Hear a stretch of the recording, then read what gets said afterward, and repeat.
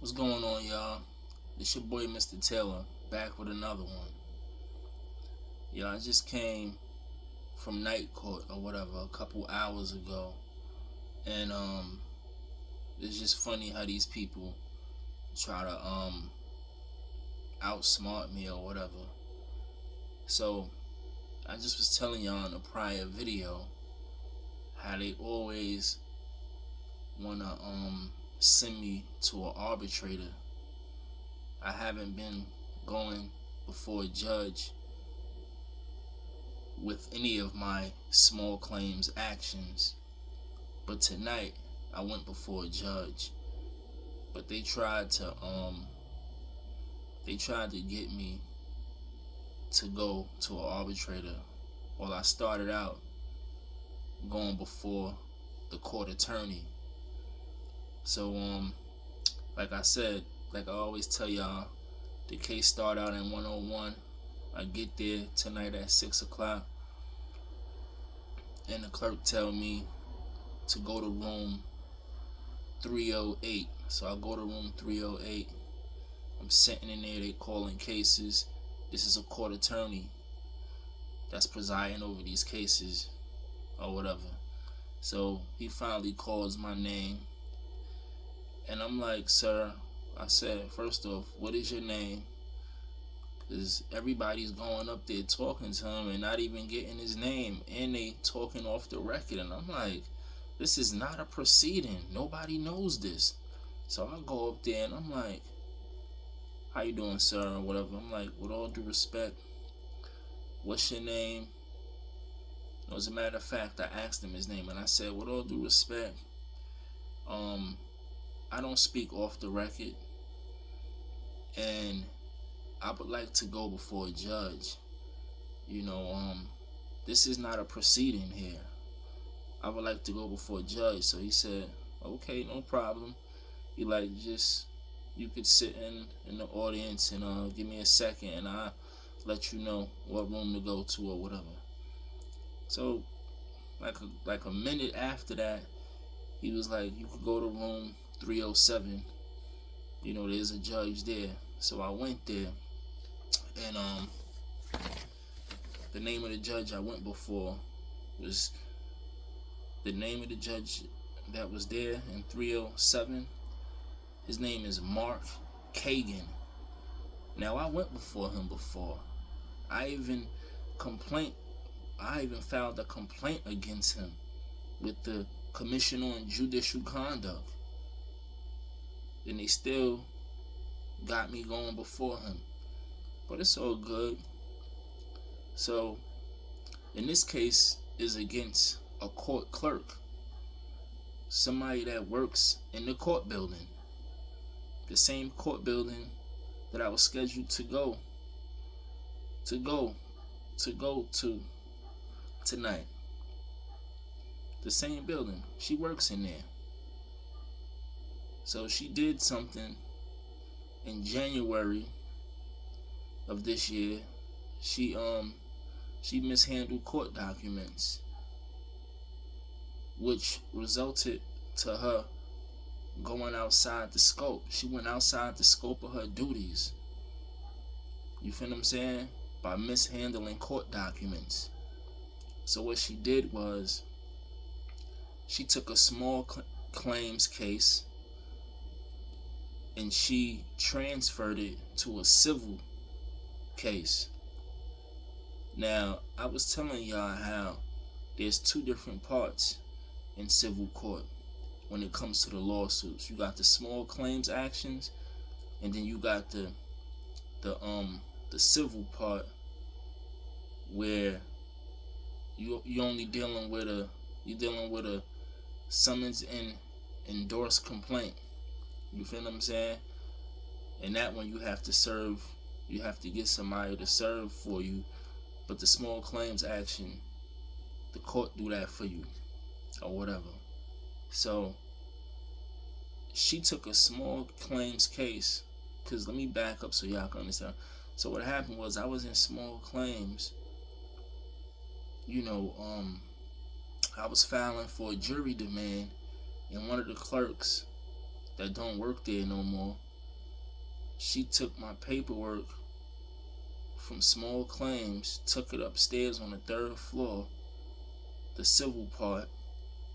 She took it to this lady that I had in court today, that I filed this lawsuit against. She took the papers up to her and told her to whatever she told her to do. She did it. Obviously, she told her to transfer the case. Yeah, that's what she told her. She said being that he wants to go to trial, the case has to be transferred up here. And I'm looking like, and she did it. She followed her instructions, which got her in trouble right now. And that's pretty much what this lawsuit is about. You feel what I'm saying? So when I got in front of Mark Kagan today, he asked me what happened. He like, what happened? You could talk. You ready? I'm like, I'm ready. I'm like, you wanna look. On January 17, 2025, the defendant transferred a small claims case to a civil case.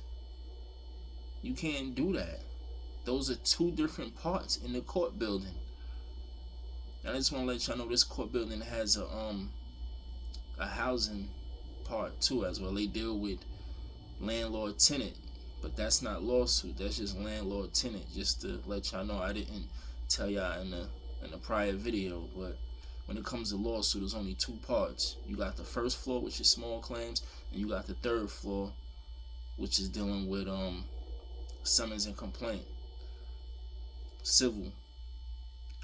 And they both civil, but they separate them like that, for whatever reason. So the lady that I was in court for today, that I'm suing, that I was in court with today, she works on the 3rd floor.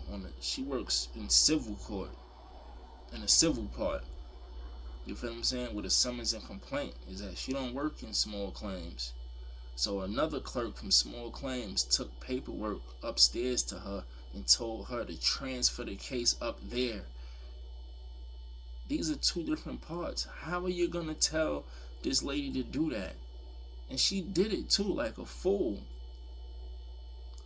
Now, the fact that you work on the 3rd floor in the civil part, if you transfer a case from small claims to civil, that's outside the scope of your duties. You're not supposed to be doing that. Transferring one case from one part to a totally different part, a different floor. You're not supposed to be doing that. That's acting outside the scope of your duties. As well as mishandling court documents. And as a clerk, as a court clerk, when you're mishandling court documents, that's a major deal, let alone just acting outside the scope of your duties, doing stuff you ain't got no business doing. So I explained all of this to Judge Mark Kagan, and he like, all right. So this clerk was represented by an attorney. So then he asked the attorney, what you want to say about this? How you want to respond to this? And her attorney goes, well, she goes, my client can't be sued in the small claims court. She's supposed to be sued in the court of claims. This is the wrong court. You feel what I'm saying? She's pretty much saying that the court don't have jurisdiction. She's saying I filed my suit in the wrong court. I'm supposed to be in a totally different court building, which is the court of claims. And I'm like, y'all running that again? They said this last time. Not them, but in another case. I'm like, here we go again with this ball. So I'm like, what? I'm like, that's not, I tell the judge, I'm like, the defendant is the individual that transferred court documents from one part to another part. She's the one that's responsible for doing that. she's the one that's getting sued. I am able to sue her in small claims. I do it with everybody else. So now the judge agrees with her. He agrees with the attorney. He like, well, he like, Mr. Taylor. He didn't call my name, but he like, Mr. Taylor, you are in the wrong court, and you can't sue in this court. You're supposed to be suing in the court of claims. So I'm like, okay, cool, Your Honor. If that's what you wanna say, if you're gonna agree with the attorney, then cool. Can I get a written decision? You always ask for that written decision because that's gonna be confirmation that they violating your rights, and they put it in writing, and they don't want to do that, and that's what you would show. That written decision is everything.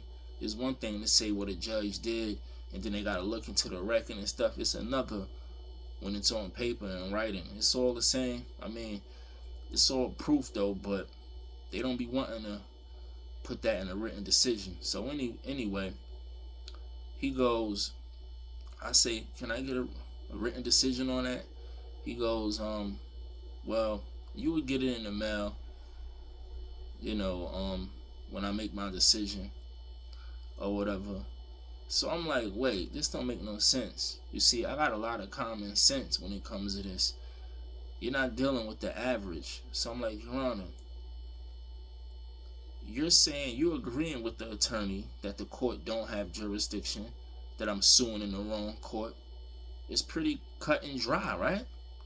I said, why can't I get a written decision right now? It's because he also said he's going to he need time to think about his decision. Something else they always running. I need time to think about it. So I'm like, Your Honor, it's pretty cut and dry. She's saying the court don't have jurisdiction, and you saying you need time to make a decision on that when you just agreed to it. You know what he say? So then, you see, I put his back against the wall. So then he goes,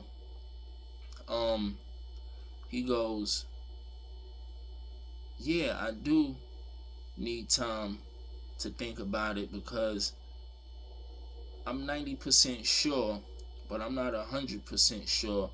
So I just want to make sure, I want to be for certain that the court don't have jurisdiction. So I do need time to think about it.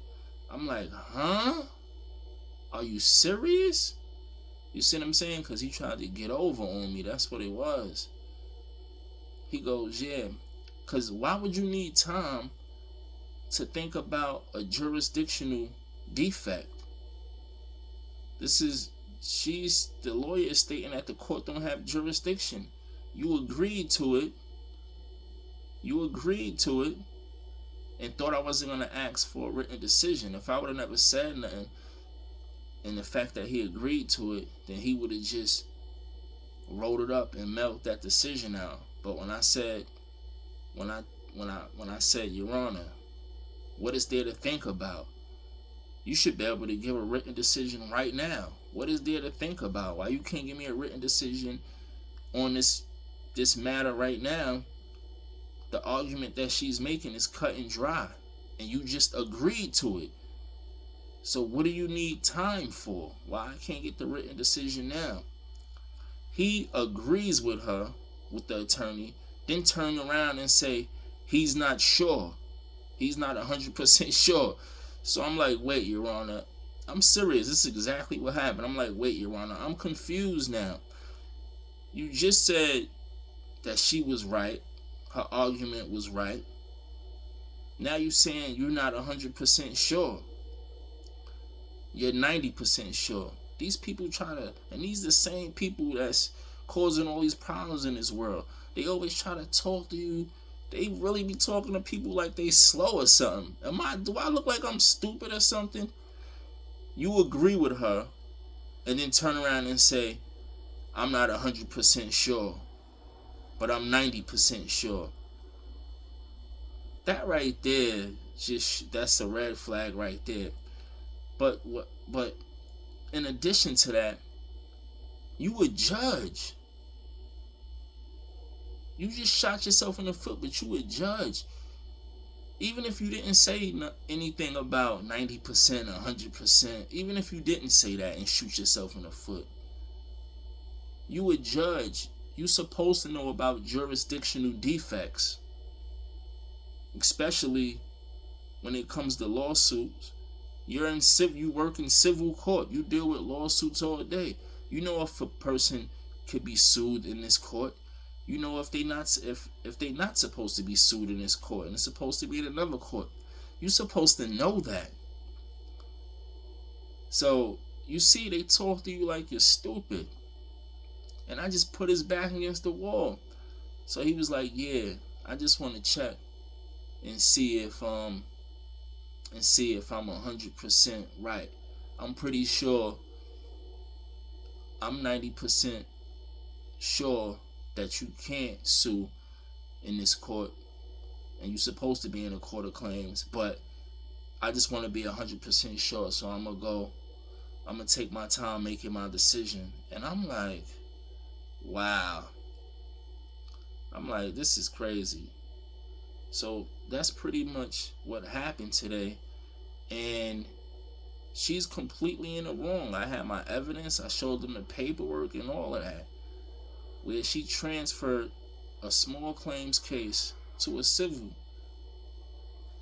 case. You feel what I'm saying? It's two different parts. And I'm going to show y'all where she did it real quick. I'm going to show y'all. And I just want to say that, once I just made a video about the fact that I'm never going before a judge. And now I'm going before a judge, which shows you that, putting this stuff on blast, exposing the things that they're doing helps. This content creating thing, being a content creator, the way I'm doing it, it helps. You feel what I'm saying? Because now, see, their worst enemy is exposure. They hate exposure. You can't deal with exposure because now people are looking like, yo, what's going on here? You got this guy in the courtroom where there's a guy in regular clothes, not even on a bench, presiding over cases. What are y'all doing here? Why is this guy not going before a judge? So anyway, let me show y'all something real quick. This is what she did. So this is one case. You see how that say transferred to CV from SC? You see what I'm saying? That means it's transferred to civil from small claims. You can't do that.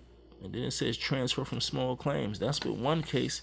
Then she did it with another case right here. You see that? Transferred to CV from SC. That's transfer from civil to small claims. You can't do that. It's two different parts.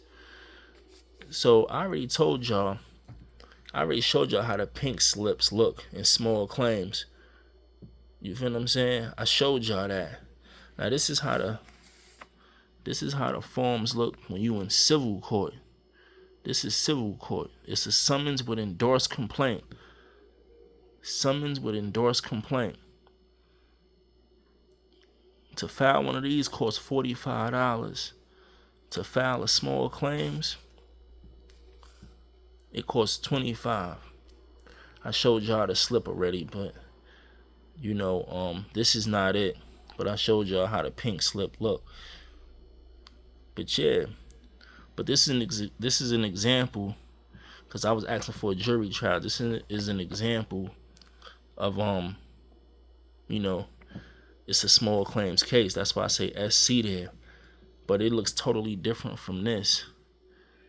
And they changed the index number and all of that. You see what I'm saying? The index number got changed. because this is a summons and complaint now. He goes and asks me, he like, yo, once I tell him that, the judge gonna ask me, well, even though she did that, even though she went outside the scope of her duties and mishandled court documents, how did it affect you? And I'm like, Your Honor, this is how you know they be watching my videos. Because in one of my videos, I said that your rights can be violated, but you would have to show how it affected you in a negative way. Now, I read that. I saw that in writing, but it applied to a 1983 civil rights action. That's federal. That's in federal court. That's a federal lawsuit. That's where I read that at. I never read that when it comes to lawsuits on the state level. You feel what I'm saying? So, but he said that these people sit back, and of course they're gonna watch my videos because they waiting for me to incriminate myself, or they listen to everything I say just to try to use it against me, like he just did. He tried to use that against me because I said it in one of my videos. I said, you can have your rights violated, but if you can't show how it affected you in a negative way, then it really don't hold no weight. And that also applies on a state level, even though I didn't see it in writing. But anytime you're suing somebody, you're gonna have to show how it affected you. That's where the money's at least, for the most part. You feel what I'm saying? That's where the money comes in, because you saying a person did something, showing how it affected you in a negative way is everything. But see, all I use is my common sense when it comes to these people. I use my common sense, you feel what I'm saying? So when he said that to me, hold on a second. So what I want to tell y'all is that is true. You do have to show how it affected you. And like I said, I ain't see it in writing, but it's, in this case, I was gonna say, yeah, in certain cases you don't have to show how it affected you in a negative way. You feel what I'm saying? I didn't say that before, but I'm saying that now because he made me realize something when he tried to be slick and try to talk around and do all that, tried to play me like I'm stupid. This is a prime example of a case where you don't even have to show how it negatively affected you. And you want to know why? Because look at what she did. You know, if you do something that, I forgot the term they use, but if you just do something so blatantly egregious, so blatantly unconstitutional or outside the scope of your duties, that in itself is that in itself qualifies, that in itself requires you to receive monetary damages, monetary relief. You feel what I'm saying? Like, you mishandled court documents, and your whole purpose for doing that is to sabotage my lawsuit.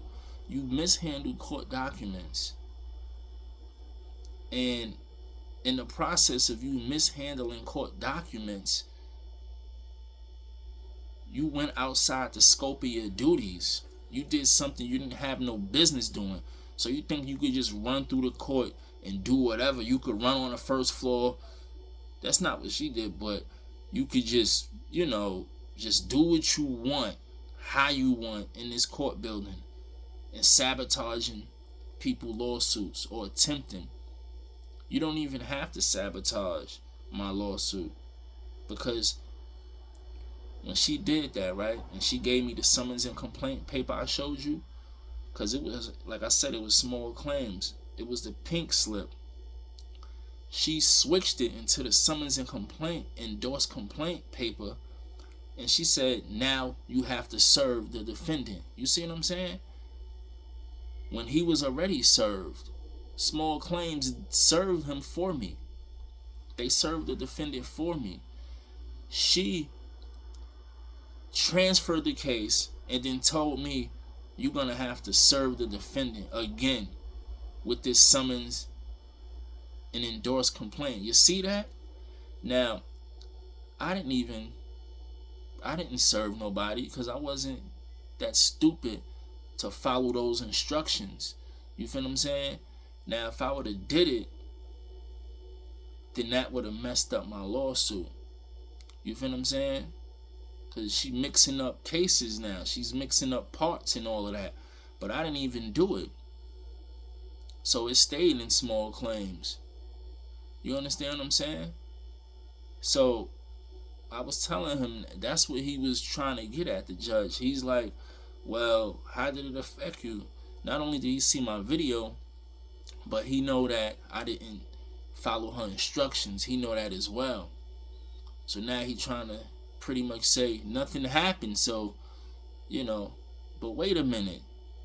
I'm not stupid. I do this. I study law. You feel what I'm saying? I use my common sense. And I'm not even just trying to boast. It's just, once you're doing it for a while, it's just common sense. Once again, you're going to take a case from one part, transfer it to another part.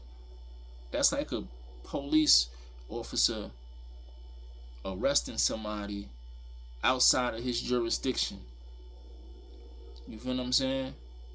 Coming all the way from over here and doing something over here when you ain't got no business being over here. You feel what I'm saying? Like, you can't,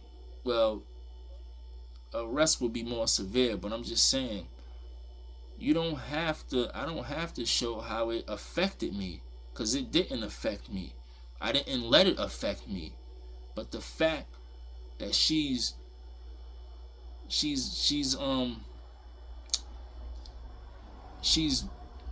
once again mishandling court documents. I'm looking for the right term.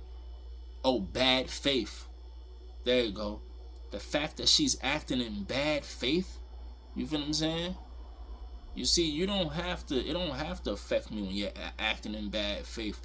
Most of the time it can and it will, but you can act in bad faith, blatantly acting in bad faith, and that in itself is enough to receive monetary relief.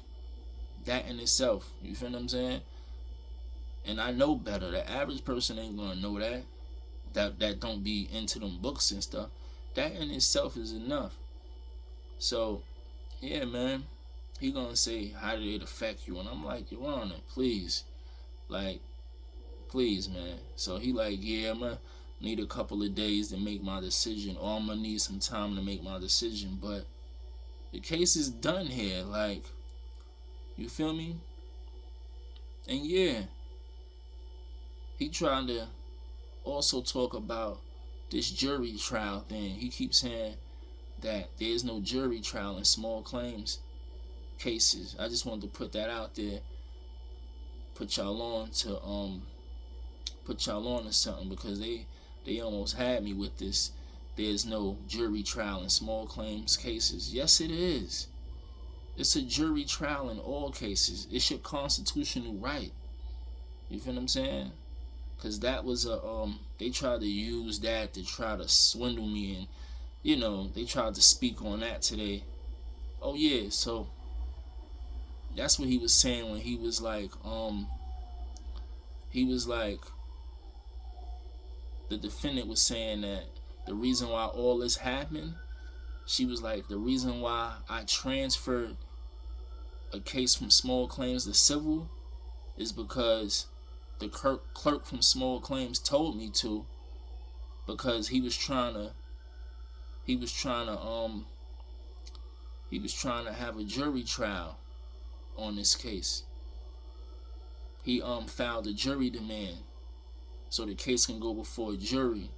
That's what she was saying. That's her reason for doing what she did.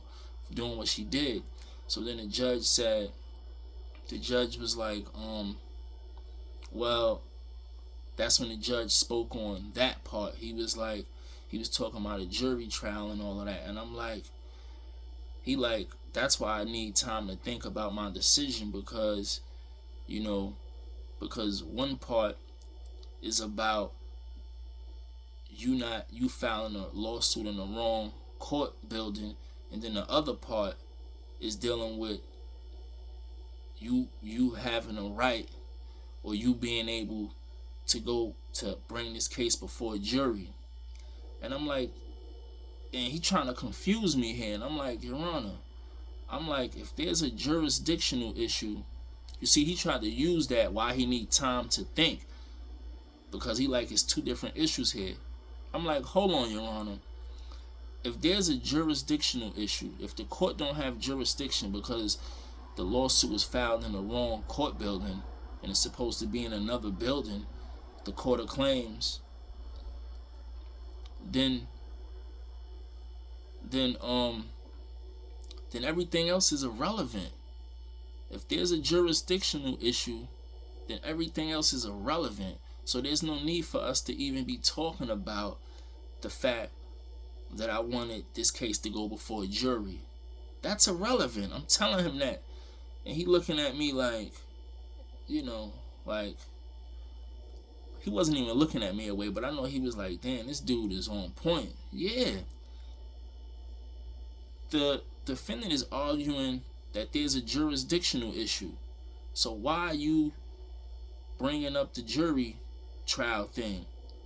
Because he's trying to use anything to confuse me, to justify him needing time to make a decision on a jurisdictional defect. We talking about jurisdiction here. Why do you need time to make a decision on that? It's cut and dry. You see? I've been studying, so you can't run that on me. So then we was talking about, because in a prior case, me and him he was telling me I'm not entitled to a jury trial in small claims. Not just this case. He told me that in a prior case. That's why I'm before him again. See, they play a lot of games and they remember who you are and what was argued. So they try to pretty much plant it in your head like, look, there's no jury trial in small claims cases. You see, we talking about this issue again. Last time I didn't challenge it because I didn't know no better.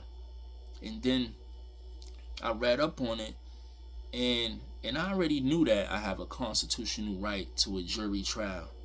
You feel what I'm saying? But I wasn't thinking about that when they threw that at me, because it was unexpected. It was unexpectedly thrown at me in court, and they brought that up out of nowhere. But that's another case. But they bringing it up again today though. So I'm like, but now I know how to argue it. So I'm like, Your Honor, under the New York State Constitution, Article 1, Section 2, if I'm not mistaken, yeah, Article 1, Section 2, you have you're guaranteed the right to a jury trial in all civil cases, whether it's small claims, no matter what it is, in all civil cases. It says it in all cases, you're guaranteed the right to a jury trial. So now that this is a part of the record, I don't want to hear that I'm not entitled to a jury trial for small claims cases, because the Constitution, New York State Constitution, guaranteed me that right. And he agreed with me. And I'm like, all right. So you're playing a lot of games here, man. Like, what are you trying to do here? So at the end of the day, y'all, I ain't even gonna make this no longer. I'm suing her for $10,000. I'm dead in the right. That's the max in small claims. She mishandled court documents. And as a result of that, she went outside the scope of her duties. She don't have the authority to be doing that. That's acting without jurisdiction. Again, I'm here talking about jurisdiction.